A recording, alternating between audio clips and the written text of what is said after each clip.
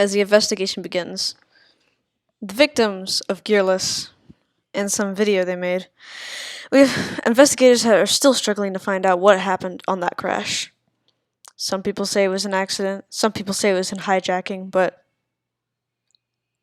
it could have been an accident, not a hijacking. Mostly all the time in my investigating, I've seen smaller crashes, smaller incidences, bird strikes, engine fires, water landings, but I've never seen something like this. Most of the time, everyone survives, but a crash like this, I've never seen in my life. In this interview, I don't know.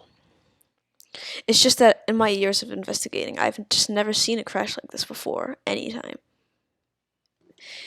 It's because it's the rarity of how this kind of thing happens. You see, a plane just hits its nose on the runway without its landing gear and crashes into the water. There were some bystanders watching the incident.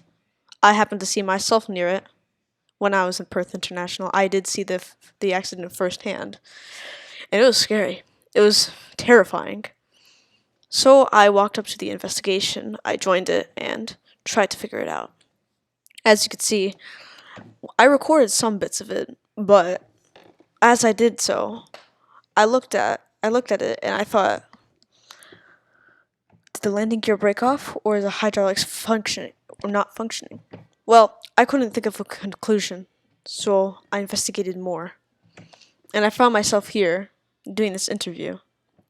As you can see, it could have been a hydraulics failure from the computers, from the plane. As you can see, the pilots had tried to deploy the landing gear, but the computers didn't fail their information, and the hydraulics had failed. That could have been a probable reason. But then the plane just started pitching downwards, which we still have no idea why it's doing that, and why it pitched down. Investigators and forensics are still trying to uncover the wreckage of the plane, of the 777.